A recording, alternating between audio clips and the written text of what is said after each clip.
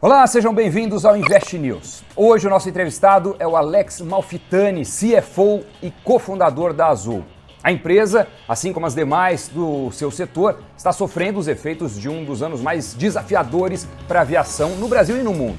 No meio da crise do novo coronavírus, a Azul teve que alterar seu plano no meio do voo. Chegou a ver seu total de passageiros transportados despencar 90% em abril, mas nos meses seguintes começou a sentir os primeiros ventos de recuperação desses números. Mesmo assim, passou de um lucro contábil de 470 milhões de reais no primeiro semestre de 2019 para um prejuízo de 9 bilhões no primeiro semestre deste ano de 2020. O Malfitani vai falar com a gente sobre o plano de voo dessa rota de recuperação e muitos outros dados e informações. A curiosidade, o interesse é muito grande da nossa audiência, por isso, Alex Malfitani, seja muito bem-vindo, obrigado por aceitar o nosso convite, conversar aqui no Invest News.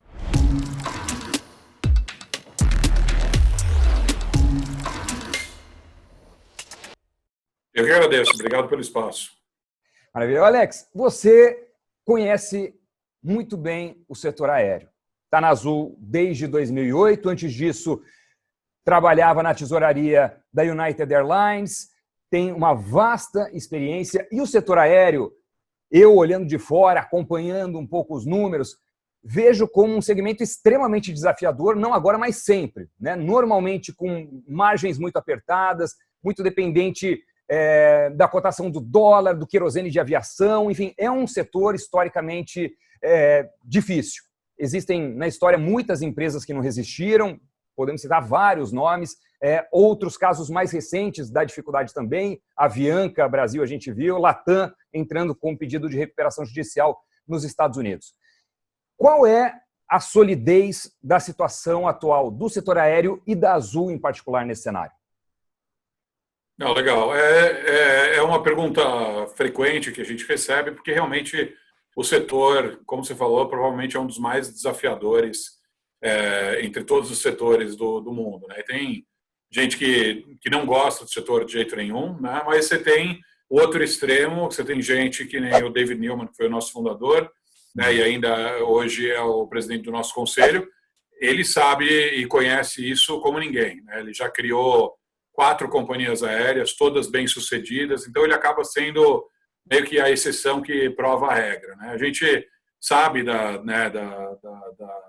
fama do setor, inclusive tem várias piadas, né, sobre o setor. Tem gente que diz que é a maneira mais rápida de você virar milionário, né? Você começa como bilionário, compra uma companhia aérea e você vira milionário rapidinho. Mas, como eu falei, eu acho que se você souber montar um modelo de negócio, né, como o David tem conseguido aí consistentemente durante décadas, né, identificar oportunidades de negócio, modelos que ainda não estão sendo explorados e conseguir construir isso de uma maneira sólida e sustentável, você consegue né, meio que provar o contrário de todas essas impressões, né? A gente criou a empresa, né, menos de 12 anos atrás e conseguiu criar um negócio que chegou a valer 20 bilhões de reais de valor de mercado, mais de 30 bilhões de reais de valor de empresa, né, antes da pandemia.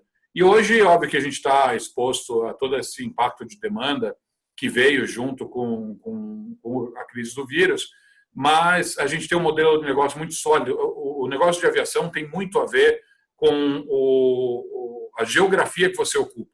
Nesse aspecto, ele é quase como o varejo, né, ou o setor imobiliário, onde a localização faz toda a diferença, né? E na nossa localização, né, onde a gente está situado, a nossa distribuição geográfica ao longo do Brasil, o fato de a gente estar sozinho na maior parte das nossas rotas, nos permite ter uma resiliência financeira muito maior do que a companhia aérea padrão que você vê aí pelo mundo.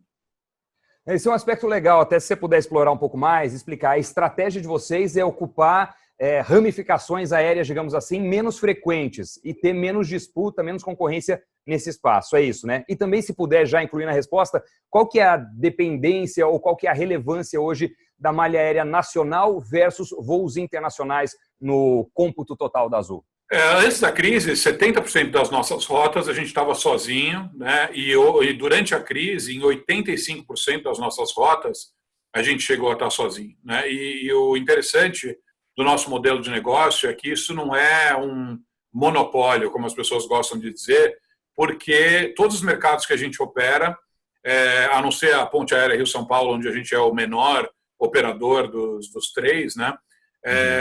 Todos os outros mercados no Brasil estão abertos à concorrência, tem espaço para qualquer um entrar, mas as pessoas acabam não conseguindo se estabelecer justamente porque não é fácil, né, replicar o modelo de negócio que a gente criou, né? Então, no que esse modelo de negócio é baseado? Primeiro, você realmente tem que ter uma malha com uma conectividade muito alta, né? A gente tem muitos voos onde a demanda local daquela, por exemplo, a gente tem um exemplo que a gente gosta de dar, que é Ribeirão Preto Campinas. A gente voava a Ribeirão Preto Campinas antes da crise, 500 passageiros por dia, em cada direção, né? 1.000 passageiros ida e volta, né? Então, esse é um mercado que você poderia olhar e falar, bom, é atraente, tem muita demanda, eu vou entrar e roubar um pouco desses clientes aí da Azul, né? O pulo do gato aqui é que desses 1.000 passageiros diários, 940 passageiros estão conectando para algum outro destino na malha da Azul, vários deles também exclusivos. Ou vários deles, que se não forem exclusivos, eles têm uma conectividade muito conveniente na Azul e não existe essa conectividade conveniente na concorrência, né? Então, essa capilaridade é realmente o que faz a diferença, né? Então, se alguém tentar entrar no Ribeirão Preto Campinas achando que vai roubar 300, 400, 500 dos nossos clientes, se ele não replicar a malha inteira da Azul, o máximo que ele vai poder roubar são 60 clientes. 60 clientes não movem o ponteiro, não é o suficiente para você justificar um voo, né? Então, para você tentar replicar, roubar esses nossos clientes, você tem que replicar a malha inteira. E para replicar a malha inteira, para nós que não tínhamos concorrência, que entramos num terreno totalmente aberto para nós, demorou mais de 10 anos para montar essa malha, mais de 1 bilhão e 300 milhões de dólares em capital, e a gente, no meio do caminho, ainda teve que comprar uma companhia aérea regional, que era a Trip, né? Então, é um modelo de negócio complexo, difícil de replicar. Eu acho que a gente faz isso parecer fácil, né? Mas é muito difícil, até por isso que ninguém até hoje conseguiu replicar nem de perto o nosso modelo de negócio. Então, a gente realmente tem uma malha que é muito diferente da malha das outras duas maiores empresas aí do Brasil. O que elas fazem é um outro modelo de negócio, não é um modelo de negócio ruim, mas é um modelo de negócio diferente. Se você for olhar a capacidade dos nossos concorrentes, 90% dos assentos que eles oferecem estão tocando ou São Paulo, ou Rio de Janeiro, ou Brasília, né? Então, é algo que é muito mais focado nos mercados de alta densidade do Brasil, as maiores cidades do Brasil, e aí com isso, né, como ninguém consegue ser tudo para todo mundo, né, isso é uma das primeiras lições de negócio que a gente aprende, né, você não pode tentar agradar todo mundo o tempo todo, né, você tem que escolher onde você realmente vai ser mais competitivo. Eles escolheram ser mais competitivos nas rotas de alta densidade, né? O problema é que as duas escolheram a mesma coisa e as duas acabam competindo muito uma com a outra e oferecendo basicamente a mesma malha, né? A nossa malha, como eu falei, é bem diferenciada.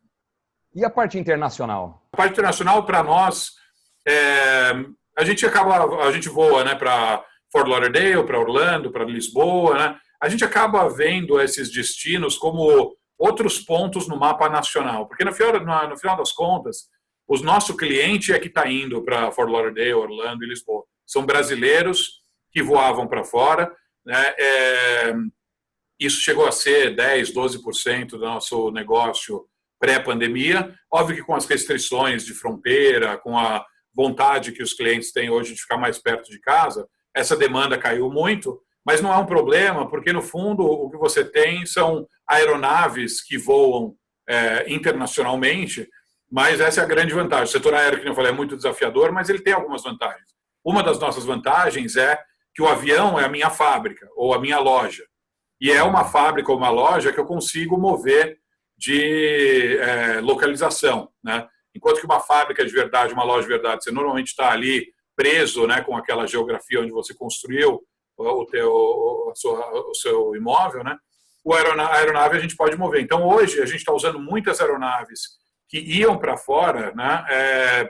Elas estão voando dentro do Brasil ou estão fazendo voos de carga, né? Porque a demanda de carga na pandemia aumentou demais, explodiu a demanda por carga, então a gente precisou de capacidade adicional, então a gente acabou remodelando a nossa malha e a nossa operação para usar essas aeronaves que antigamente faziam voos internacionais para fazer voos de carga e para fazer voos domésticos, né? Então, com isso, o internacional acaba não se tornando um peso para nós, um estorvo. Óbvio que a gente ia preferir que a demanda internacional tivesse forte, tivesse robusta como estava antes da pandemia, mas a gente consegue se adaptar e dedicar essa capacidade para outros mercados que estão, sim, operando com bastante demanda. Perfeito. Mergulhar agora em alguns números do balanço aqui. Na divulgação do balanço do segundo TRI, o relatório mostra que a recuperação da demanda por voos está vindo mais rápido que o esperado, né? O número mais recente que a gente tem é o de agosto, quando o tráfego de passageiros subiu 26% em relação a julho, e tem lá também a expectativa de chegar em outubro com 60% da oferta de voos de 2019. Essa é a sua leitura neste momento? Você acha que a demanda vai se recuperar com que velocidade e ela volta em algum momento ao patamar pré-crise, pré-pandemia? Sim, ela mais cedo ou mais tarde ela vai voltar. Primeiro que o Brasil, uma das grandes vantagens que o mercado brasileiro tem é de que ele tem uma penetração ainda muito baixa do transporte aéreo. Para vocês terem uma ideia, quando a gente começou a Azul, quando eu comecei aqui a trabalhar junto com o time, né, lá em 2008, o brasileiro voava mais ou menos uma vez a cada 3 anos, né, enquanto que o americano voa quase que 3 vezes por ano, né? E óbvio que os Estados Unidos é um país rico, um mercado mais maduro, né? Mas mesmo quando você olha mercados mais semelhantes ao brasileiro, quando você olha para Chile, Argentina, Colômbia, né? Esses mercados têm mais voo doméstico e mais passageiros domésticos per capita do que o Brasil. E são países menores que o Brasil, né? O Brasil tem uma distribuição, né, continental e as distâncias no Brasil são muito maiores, então naturalmente o brasileiro deveria voar mais proporcionalmente do que o argentino, o colombiano ou o chileno, né? E a gente acredita que isso vai acontecer. O mercado brasileiro vem crescendo com uma velocidade grande. Então, de novo, desde que a gente começou a Azul, o Brasil em si não cresceu tanto. Foi até um pouco decepcionante. O PIB médio nesses 10, 12 anos foi de mais ou menos 1,5% ao ano, né? Agora, o setor aéreo cresceu 7,5% ao ano. Quer dizer, 5 vezes o PIB. Então, para cada ponto de crescimento anual do PIB, o setor aéreo cresceu 5 pontos percentuais. E ainda assim, aqueles voos que eram uma vez a cada 3 anos, agora passaram a ser uma vez a cada 2 anos, que ainda é um número muito baixo, né? Então, o Brasil é um país em crescimento, que vai ter esse soluço aí temporário da pandemia, né? Mas a gente vai passar o volume de passageiros e de capacidade que a gente tinha pré-crise em algum momento, dado o alto crescimento e o alto potencial de penetração ainda do mercado aéreo. Mas, como você falou, a gente, em agosto, estava operando aí perto de 30%, 35% da nossa capacidade pré-crise, né? Originalmente, quando a gente começou o nosso plano de retomada, nosso plano de gestão da pandemia, a gente achou que no final de 2020 a gente estaria com 40% de retomada da capacidade, né? A gente já fez uma revisão nesse número para 60% de retomada da capacidade em dezembro, mas a gente já também soltou uma prévia de outubro, e em outubro a gente deve estar com quase 55% de retomada, né? Então, eu acho que tem um risco grande, bom, né, da gente superar com folga essa estimativa aí de 60% em dezembro, né? E isso, quando a gente estava ali no auge da pandemia, em abril, quando a gente estava realmente naquele momento de mais incerteza, a gente nunca imaginava que estaria nessa situação. Então, olhando o que aconteceu de abril para cá, realmente a gente está muito motivado e muito animado com essa retomada. Óbvio que ainda muito ciente de que a gente ainda está numa crise, que a pandemia não está resolvida, né, mas em termos relativos, né, contra o que a gente estava esperando, muito feliz com a retomada mais rápida.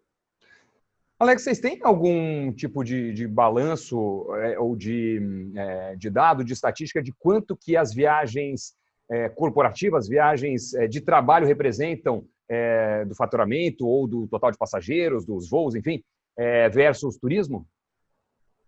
Em termos de tráfego, pré-pandemia, o mercado era mais ou menos dividido quase que igual, corporativo e não corporativo, né? O não corporativo inclui lazer, viagem para visitar família ou amigos, viagem para tratamento médico, que é uma coisa que até acontece bastante aqui no Brasil, né? Então, tudo que é não corporativo representava quase que metade do tráfego. Agora, em termos de receita, o tráfego, o corporativo, chegava a representar 60%, às vezes até mais do que isso, porque o cliente corporativo costuma comprar mais em cima da hora, e quem compra mais em cima da hora costuma pagar uma tarifa mais alta, né? Quando você compra com mais antecedência, você consegue acessar tarifas com preços mais baixos. Então, em termos de volume, era mais ou menos meio a meio, mas em termos de receita, o corporativo acaba representando quase que 2/3 aí do mercado brasileiro. E hoje, na retomada, né, o que a gente está vendo é que o que está mais forte é o não corporativo, né? O corporativo, acho que principalmente devido ao fato de que muitos clientes corporativos ainda estão em casa, né? Eu estou no escritório, mas tem muita gente que ainda está em casa, né? Então, eu acho que precisa ter primeiro essa retomada para o escritório, para depois ter a retomada da demanda corporativa, né? Mas isso é natural, a gente entende, né? E a gente sabe que o nosso cliente corporativo viaja para visitar o cliente dele, né? Para fazer negócio, para negociar, para resolver algum problema, para criar um relacionamento, né? Para dar alguma atualização e tal. Se o cliente do nosso cliente está em casa, isso meio que desmotiva o nosso cliente a viajar, porque ele não vai visitar o cliente dele em casa, ele vai esperar o cliente dele voltar para o escritório. Mas a gente está vendo gradualmente uma retomada do cliente corporativo para o escritório, e acho que isso é um primeiro passo para voltar à demanda corporativa. Do outro lado, o não corporativo está muito mais forte do que a gente poderia ter imaginado, né? As pessoas estão percebendo que é seguro viajar, acho que as pessoas estão meio que cansadas de ficar em casa e de não mudar de paisagem, né? A economia brasileira até que não teve um baque tão grande, né? Claro que teve um impacto, mas, né, tem vários indicadores macroeconômicos que até mostram um impacto menor ou uma retomada também mais rápida do que a gente estava esperando originalmente, né? Então, com isso, as pessoas têm poder de compra, né? Têm renda discricionária e têm vontade de viajar, e com isso a demanda não corporativa está compensando, né? E tá sendo responsável por grande parte dessa retomada. E com relação à corporativa, eu fico na dúvida, e por isso queria entender um pouco a sua percepção, porque eu ouço muito falar, seja com executivos, com empreendedores, com empresários, enfim, que a pandemia trouxe muitas mudanças, evidentemente, trouxe a obrigatoriedade de um isolamento social durante certo período, e com isso muitas empresas e profissionais tiveram que adaptar a sua rotina ao modelo de home office. E a questão é que, vez ou outra, eu ouço que várias delas vão adotar isso ou de forma permanente ou de forma parcial, mas não vão voltar ao estágio inicial, digamos assim, né? Algumas reduzindo a estrutura para deixar parte da equipe de home office mesmo, outras deixando isso como uma opcionalidade, como algo facultativo para os colaboradores. Muitas das reuniões, quase a totalidade, né? Mas muitas, pelo menos, das reuniões corporativas presenciais tiveram, nesses últimos meses, que ser feitas via teleconferência, via aplicativo, computador e tal. E aí a minha dúvida, se você acha que a fatia corporativa pode sofrer de forma permanente pela adoção do home office e das reuniões remotas durante mais tempo, mesmo pós-coronavírus. Sim, isso está na nossa expectativa, né? A gente trabalha com essa premissa. A visão que a gente tem, de novo, o nosso cliente corporativo enxerga a viagem como um investimento ou como uma despesa de vendas, né?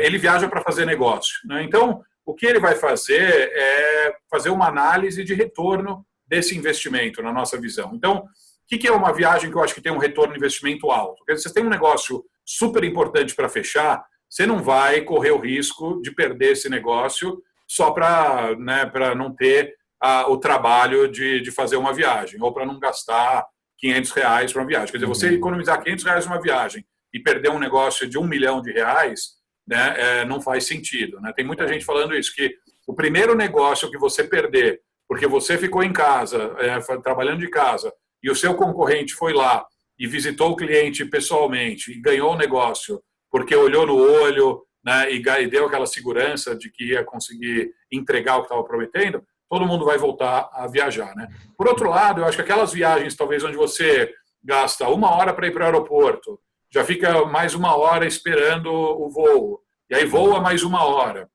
e aí na volta você tem o mesmo trajeto, quer dizer, você está investindo 6 horas do dia para fazer uma reunião de 40 minutos, esse é o tipo de viagem que eu acho que tem baixo retorno no investimento. Né? Então, eu acho que o que você vai ver é que provavelmente mercados que antigamente eram o suprassumo da aviação, né, a Ponte Aérea Rio-São Paulo, onde você precisava ter voo a cada meia hora, porque o cliente corporativo queria poder fazer aquele bate-volta e ter aquela flexibilidade para fazer uma reuniãozinha curta, eu acho que o valor da Ponte Aérea Rio-São Paulo vai diminuir para o futuro. Né? Agora, quando uma conferência onde você vai viajar e você vai passar 3 dias num local, fazendo networking, tendo conversas informais, assistindo palestras, fazendo negócio, aí isso é um alto retorno no investimento. Você faz a viagem uma vez só e você conquista muita coisa, você ganha muita coisa. Esse tipo de viagem, com certeza, vai continuar existindo. Então, a gente trabalha com essa premissa. Agora, ao mesmo tempo, você tem novos modelos de viagem acontecendo agora mesmo, né? Mesmo antes do fim da pandemia. Então, por exemplo, a gente está vendo gente que, porque as crianças estão estudando de casa e o pai ou a mãe que trabalha estão trabalhando de home office, o pessoal está pegando a família inteira e está indo para uma casa de praia ou está indo para um resort, né? E está trabalhando de lá. E é um negócio que antes era muito difícil de se conciliar. Né? Antigamente você tinha uma demarcação mais clara entre estar no resort e estar trabalhando. Né? Agora a gente está vendo um monte de gente fazendo isso. A gente está vendo um monte de hotel oferecendo diárias de longo prazo, né? Que se você ficar 1 semana, 10 dias, 15 dias, 1 mês, você paga uma tarifa menor. Né? E como as crianças não estão indo para a escola de qualquer jeito, o pessoal está indo trabalhar num resort, está voando para lá. Né? Então, o mundo quer viajar, as pessoas gostam de viajar. Né? Óbvio que nesse curto prazo aí as pessoas estão ainda tentando entender qual que é dessa pandemia, qual que é o risco, né? Tentando achar uma cura, tentando achar uma vacina, mas no fundo o ser humano quer viajar, então a gente tem certeza que a demanda vai existir, talvez a demanda seja um pouquinho diferente do que era antes, mas tudo bem, o importante é você ter capacidade de adaptação. E esse movimento que você falou acontece até no segmento imobiliário, né? No interior de São Paulo, por exemplo, condomínios que têm metragem maior de lotes ou casas mais confortáveis, enfim, estão vendo uma avalanche de demanda de executivos, de pessoas que trabalhavam em São Paulo, iam para descanso, coisa do tipo, e agora vem a possibilidade de passar a trabalhar e morar no mesmo lugar, e aí falam, não, então eu quero um espaço maior, um espaço mais confortável, por aí vai. Então, é interessante esse movimento. E antes de avançar, vocês têm alguma projeção de datas, somando o corporativo e todos os outros, de quando o tráfego deve voltar a, pelo menos, igualar o patamar pré-crise? Originalmente, a gente estava prevendo que seria algo no começo de 2022, na nossa visão. A gente tende a ser mais conservador, tá? Quando você olha as nossas projeções e compara com a nossa concorrência, a gente tende a, né, como a gente fala, a gente espera o melhor, mas a gente se prepara para o pior. Né? Então, a gente gosta de ter um certo conservadorismo nas nossas projeções. A gente inicialmente estava pensando algo como o primeiro TRI de 2022. Como a gente tem mostrado no ano de 2020, né, a gente achou que o que a gente ia ter em dezembro de retomada, a gente já começou a ver em agosto. Né? Eu acho que a gente está aí uns 4 meses acelerado. Né? Talvez a nossa curva aí, a gente vai ter uma antecedência aí de uns 4 meses do que a gente estava prevendo antes. Agora, a incerteza ainda é muito grande. Né? A gente ainda está falando, no Brasil já é difícil você fazer um planejamento de longo prazo, numa pandemia é mais difícil ainda, e então tem uma incerteza grande. Né? Mas acho que a gente agora está falando, está com uma expectativa mais para fim de 21 do que para começo de 22. Tá. Como dizem no Brasil, até o passado é incerto. Né? É um desafio constante. Pegar um outro aspecto aqui para entender a expectativa e as projeções. Entre as medidas que vocês adotaram para diminuir os efeitos da pandemia, tiveram adiamento de entrega de aeronaves, redução de folha de pagamento, né? Por exemplo, no balanço aparece lá que a empresa espera reduzir as despesas com salários em 40% na segunda metade do ano, isso na comparação com o nível pré-crise. Enfim, isso inclui programas voluntários para funcionários, licenças, cortes para alguns cargos e por aí vai. A minha dúvida é, das ações que vocês já praticaram, de corte de custos, de ajustes, o que fica e o que você entende que é temporário? Sim. Tem uma parte que a gente está focando muito, que é a parte administrativa, né? Aquele custo fixo, né? Não operacional. A gente criou uma empresa numa velocidade muito rápida, né? A Azul foi uma das companhias aéreas que cresceu mais rápido na história do setor, né? Então, quando você cresce muito rápido, você não cresce necessariamente da maneira mais otimizada, mais perfeita, né? Mais eficiente. Agora, quando a gente, né, reduziu o tamanho da empresa, foi quase como se a gente estivesse começando a empresa de novo. A gente reduziu nossa capacidade para... Chegou num momento onde a gente estava voando 7%, 8% do que a gente voava no pré-crise, né? Era o que a gente voava no primeiro ano de vida da Azul, né? A gente até foi acompanhando aqui a retomada, né, que a cada mês a gente está num outro ano da vida da Azul, né? Agora, em agosto, setembro, a gente provavelmente está no que a Azul era em 2012, 2013. Né? Então, a gente está quase que revivendo o nosso nascimento, o nosso crescimento. Né? Mas agora que a gente está reconstruindo a empresa, a gente está olhando tudo aquilo que a gente viu que o mundo melhorou, que surgiu de nova tecnologia, nova prática, né? Novas funcionalidades, novas ferramentas. Pô, não vamos criar a Azul de 2008, vamos criar a Azul de 2021. Né? Então, nesse lado de custo fixo, de administrativo, a gente já está focando muito nisso. Tem mudanças também estruturais que estão acontecendo com o próprio perfil do consumidor. Né? Então, todo ano, mais pessoas estavam fazendo check-in com celular ou check-in com um dispositivo de autoatendimento no aeroporto. Né? Então, isso aos poucos estava demorando alguns anos para isso migrar, né? E para as pessoas deixarem de ficar na fila e para fazer o check-in com um agente. Né? A pandemia acelerou isso, né? Do mesmo jeito que a pandemia acelerou a migração do varejo tradicional para o varejo eletrônico, ela também acelerou a mudança do hábito do cliente de não ficar na fila do check-in e fazer o check-in usando o celular. Né?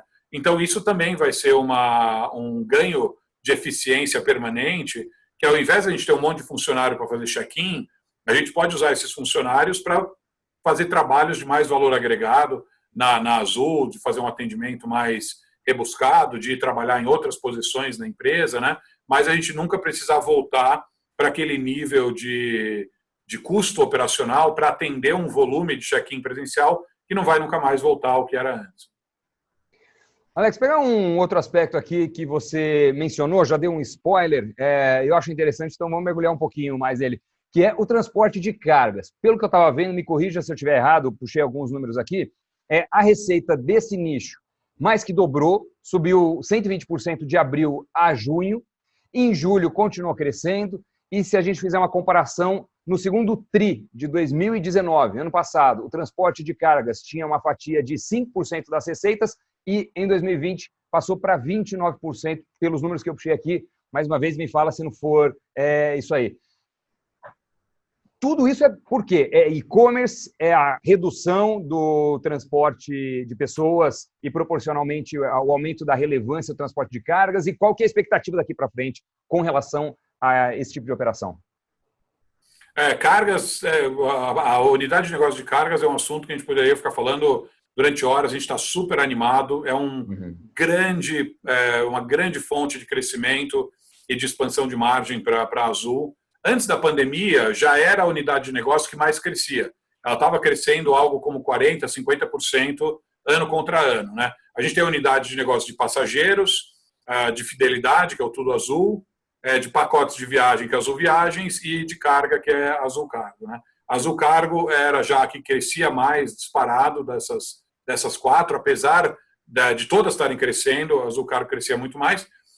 E o interessante é que ela crescia muito usando o porão das nossas aeronaves. Né? Então, a grande vantagem competitiva que a gente tem, e que, de novo, é difícil ou quase impossível de alguém replicar, é se eu sou a única companhia aérea voando aeronave de passageiro para dezenas de cidades no Brasil, eu também sou a única companhia aérea que pode levar pacotes no porão de aeronave de passageiro para essas mesmas cidades, né? E por que levar pacote no porão da aeronave é uma vantagem competitiva? Porque o custo do avião já está pago, já está pagando o voo, já está pagando o avião, já está pagando combustível, já está pagando o piloto, já está pagando taxa de pouso. Você colocar 1 quilo a mais de um pacote do Mercado Livre, do Magazine Luiza, da Amazon, da B2W, quem que seja, o custo é quase zero, né? Então a gente consegue oferecer uma tarifa muito competitiva para o nosso cliente, que são todas as empresas que eu mencionei, e também montadoras, fabricantes de eletroeletrônico, varejistas, né? Eles todos são clientes da Azul. E eles pagam um preço que compete com o transporte rodoviário, mas que chega em horas, enquanto que o transporte rodoviário chega em dias, né? Então, isso já era uma transformação que estava acontecendo antes da crise, porque o que o cliente do comércio eletrônico quer é uma entrega rápida.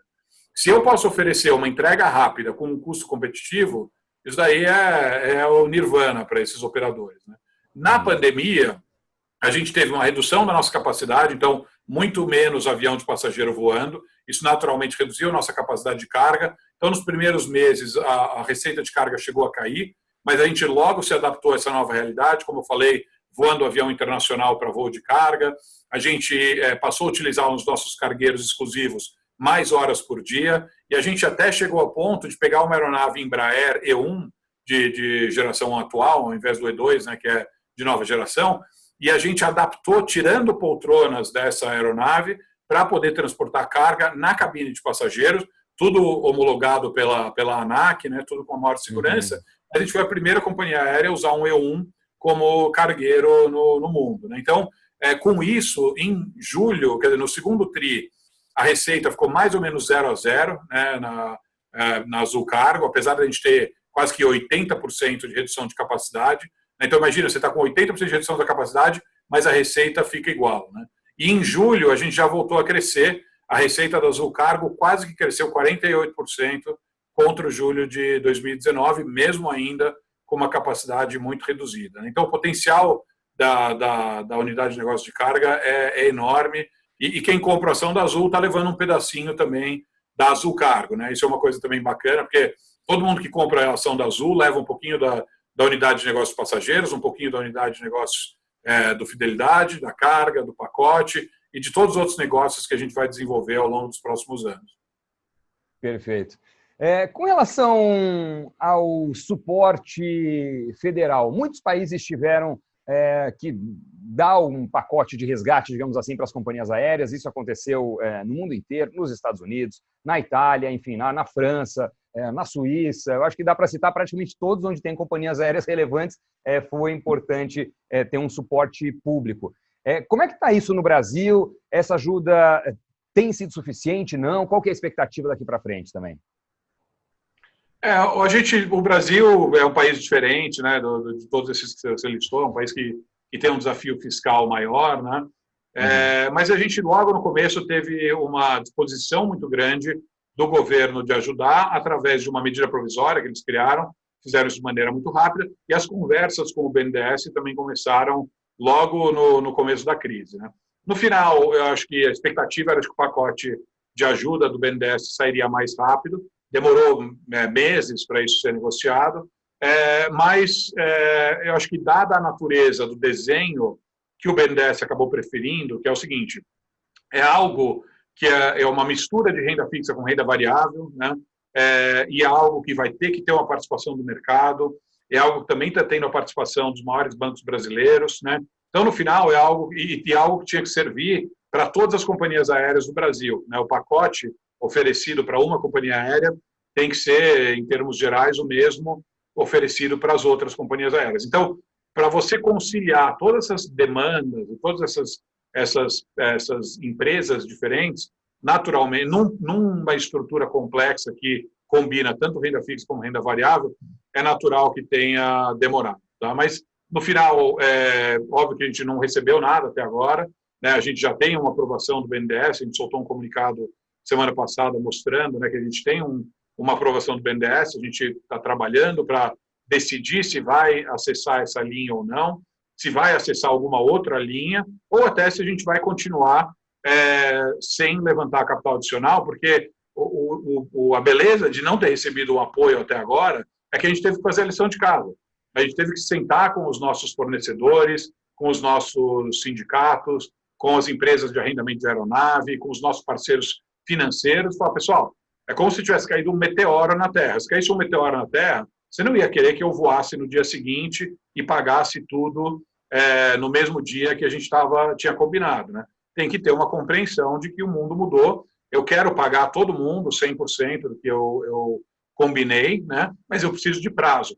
E a gente conseguiu um apoio muito grande de todos os nossos parceiros, muito prazo, muito capital de giro, né? Então, o empréstimo, vamos dizer, e as reduções de custo que os nossos parceiros nos deram é da ordem de 7 bilhões de reais, né? Sem contar o que eu estou economizando voando menos, né? Se eu voo menos, eu queimo menos combustível, eu tenho menos custo de serviço de bordo e tal. Tirando toda essa despesa que a gente evitou por voar menos, além disso, eu estou tendo um alívio de caixa do meu custo fixo, das minhas obrigações financeiras, da ordem de 7 bilhões de reais. Então, um apoio que a gente ficou super... se sentiu recompensado, né, por todo esse apoio. A gente acha que faz sentido, porque a Azul sempre foi uma empresa sólida e todos esses parceiros têm muito a ganhar, né, com a existência continuada da Azul, né, mas com isso a gente está numa situação hoje onde nem é certo que a gente precisa de um aporte de capital, né? Uma melhora, de novo, relativa ao que a gente estava vendo em abril, muito significativa, né, muito encorajador. Agora, o capital sendo liberado, vocês vão pegar o dinheiro do governo. Tem alguma expectativa de data de quando isso deve acontecer? Então, a bola está no nosso campo, é uma opção nossa, a gente precisa decidir tomar esse capital. Para tomar esse capital, né, é um pacote total de 2 bilhões de reais, mas para tomar esse capital eu preciso tomar desses 2 bi, 600 milhões a mercado, e aí o BNDES e esse sindicato de bancos vêm com a diferença do 1 bilhão e 400, né? Mas, primeiro, 2 bilhões de reais parece ser dinheiro demais hoje, né? A gente está estudando esse caso, então não dá muito para dizer nem sim nem não. A gente está no meio dessa análise, dessa discussão, né? Mas uma das visões é que seria bom talvez pegar até menos que 2 bilhões de reais, mas o desenho da estrutura do BNDES requer que a gente tome um mínimo de 2 bilhões de reais. E tomando esse dinheiro, ele vai ter um certo custo de capital, né? Esse custo de capital, o que a gente precisa determinar é se agora é o momento de levantar capital ou se tem uma probabilidade da gente poder esperar um pouquinho mais para um momento onde o custo de capital da Azul vai estar mais baixo, naturalmente, porque vai ter menos incerteza, vai ter mais retomada, vai ter mais passageiro, mais demanda, né? E aí fazer um levantamento de capital mais lá para frente, né? Mas essa é a discussão que a gente está no momento. Assim que a gente tiver uma decisão, uma definição, a gente vai comunicar isso para o mercado. Hoje a gente está justamente nesse momento de análise. Perfeito. Para finalizar, Alex, você mencionou que é como se caísse um meteoro, e é verdade. Isso aconteceu também para o acionista. Eu estou puxando aqui, nesse momento que a gente está conversando no ano, as ações da Azul 4, com queda de 52% year to date, né, de janeiro até agora. Qual é a mensagem que você tem para o acionista da Azul e qual é a mensagem que você tem para o investidor que ainda não tem ações da Azul com base em tudo isso que a gente falou? Não, sem dúvida, tem sido um momento de altas emoções, né? Começa aqui investimento em ação, acho que todo mundo que está assistindo sabe, mas não custa lembrar. É volátil, é um investimento que tem que ter uma visão de longo prazo, né? Você tem que conhecer muito a empresa que você está investindo, né? A gente abriu o capital da Azul, né? O IPO que a gente fez foi a R$21 por ação, né? E a ação chegou a triplicar, a gente chegou a estar com R$63, né? Óbvio que a gente estava com um nível tão alto, né, da ação, a ação tinha performado tão bem, né, que acho que é natural ter uma queda grande também quando o mercado começa a questionar a própria saúde do setor como um todo, né?